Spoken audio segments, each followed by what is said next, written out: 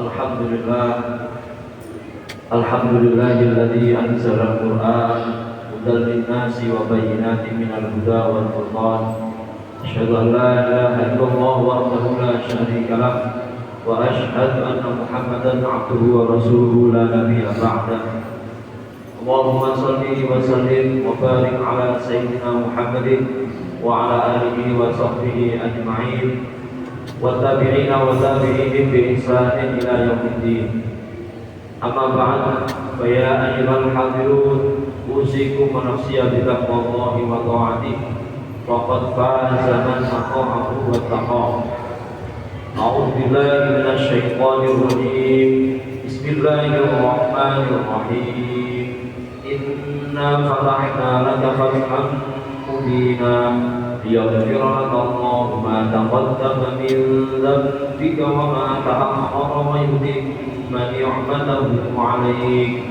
yutimma ni'matahu 'alayka wa yahdiyaka siratan mustaqima wa yansuraka Allahu nasran 'azizan. Shadaqallahul 'azim wa shadaqa rasuluhun nabiyyul karim wa nahnu 'ala dzalika minasyahidin. Hadirin jamaah rahimakumullah, puji syukur kita panjatkan kehadirat Allah Subhanahu wa taala atas seluruh nikmat yang telah diberikan kepada kita sekalian, terutama nikmat Islam dan iman, sehingga pada kesempatan siang hari ini kita masih dapat melaksanakan kewajiban kita menunaikan ibadah salat Jumat dalam keadaan sehat walafiat. Mudah-mudahan ini menjadi salah satu rasa syukur kita, salah satu bukti wujud syukur kita atas seluruh nikmat yang telah Allah berikan kepada kita sekalian, sehingga Allah berkenan untuk terus menambah dan menjaga nikmat-nikmatnya kepada kita. Hadirin rahimakumullah, Allah Subhanahu wa taala menciptakan umat manusia di alam dunia ini dengan berbagai macam perbedaannya. Berbeda dalam fisiknya, berbeda dalam pekerjaan atau pencahariannya, berbeda dalam suku dan juga adat istiadatnya, dan seterusnya. Namun dari sekian banyak perbedaan yang Allah ciptakan pada diri umat manusia ini, manusia nanti akan bertemu pada satu titik yang sama, yaitu al-maut, kematian. Namun ada yang berbeda di kalangan umat manusia ketika menemui ajal atau kematiannya. Ada yang menemui ajalnya itu dengan husnul khotimah, dengan cara yang baik, dan ada juga yang menemui ajalnya dengan su'ul khotimah atau dengan cara yang tidak baik. Hadirin rahimakumullah, Sayyidina Imam Al-Habib Abdullah bin Alwi Al-Haddad di dalam kitab Sabilul Ittiqa menjelaskan setidaknya ada 5 golongan manusia yang dikhawatirkan kelak ketika nanti menemui ajalnya, dikhawatirkan akan menemui ajalnya dengan su'ul khotimah.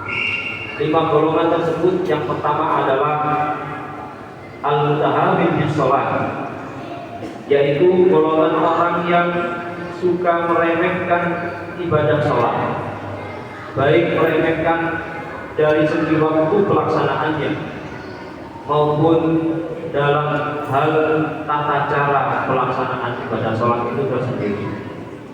Lebih-lebih jika meremehkan dengan meninggalkan ibadah sholat itu sendiri dengan sengaja, maka ini menjadi golongan pertama yang dikhawatirkan akan meninggal dunia dalam keadaan su'ul khotimah.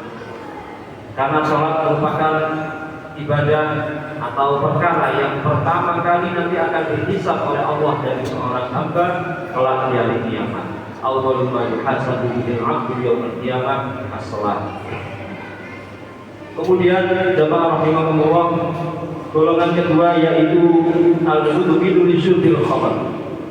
Golongan manusia yang suka untuk mengkonsumsi khamr, Al-khamru menurut para ulama tidak hanya berupa barang cair atau minuman keras, tetapi kullu muskirin khamr, setiap benda, setiap barang, setiap wujud yang dapat memabukkan dihukumi sebagai khamr. Apakah itu berwujud cair, apakah itu berwujud benda padat, maupun yang berupa aroma ataupun asap, selagi itu menyebabkan keadaan mabuk, maka para ulama menggolongkannya dengan atau sebagai kategori khamr, minuman keras. Ini adalah golongan kedua yang menurut Al-Habib Abdullah bin Ali Al-Haddad termasuk golongan yang dikhawatirkan telah meninggal dunia dengan cara su'ul khotimah. Kemudian yang ketiga adalah al-'abdu liwalidayhi, yaitu golongan orang yang cenderung atau suka membangkang atau berdurhaka terhadap kedua orang tua. Hal ini telah ditegaskan oleh Nabi bahwasanya ridhul walidain itallahi fi ridhul walidain. Allah akan memberikan keridhoannya, kasih sayangnya kepada seseorang manakala seseorang itu mau berbakti terhadap kedua orang tua. Dan sebaliknya, wasuhtullahi fi suhtil walidain, dan kemurkaan Allah akan diberikan kepada seseorang manakala seseorang itu cenderung durhaka terhadap kedua orang tuanya. Hadirin rahimahumullah.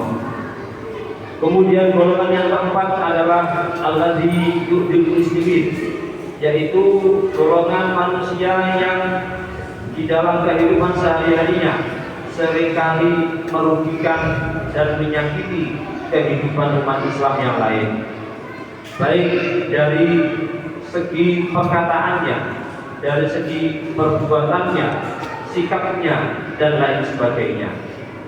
Terlebih saat ini, di tahun ini, bangsa Indonesia memasuki tahun politik, di mana hal-hal yang berbau adu domba, hal-hal yang berbau memecah belah ini dengan mudahnya dihembuskan oleh orang-orang yang tidak bertanggung jawab. Oleh karena itu, kita terus berupaya untuk sebisa mungkin menghindari hal-hal yang berbau pemecah belahan, hal-hal yang berbau adu domba, khususnya terkait dengan tahun politik yang akan kita hadapi pada tahun ini. Kemudian golongan yang kelima, kata Al-Habib Abdullah bin Ali Al-Haddad, adalah al-musirruna 'alal kaba'ir wal mubiqat alladzina lam yatubu ila Allah minha, yaitu golongan orang-orang yang selalu berbuat dosa besar dan berbuat perbuatan yang dapat membinasakan, namun tidak segera untuk bertaubat dan cenderung melakukan hal itu secara terus-menerus sampai ajal menjemputnya. Inilah golongan-golongan orang yang dikhawatirkan telah ketika nanti ajal menjemput akan mengakhiri kehidupan di dunia ini dengan cara su'ul khotimah. Kita memohon kepada Allah Subhanahu wa taala di awal tahun baru ini agar Allah selalu membimbing, memberikan taufik dan pertolongannya secara lahir dan batin kepada kita, agar kita terhindar dari perbuatan-perbuatan yang dapat menyebabkan su'ul khotimah. Amin ya rabbal alamin. Barakallahu li wa lakum fil Qur'anil Karim wa nafa'ani wa iyyakum bil ayati wa dzikril hakim wa taqabbala minni wa minkum tilawatahu innahu huwas samiul alim. Allahumma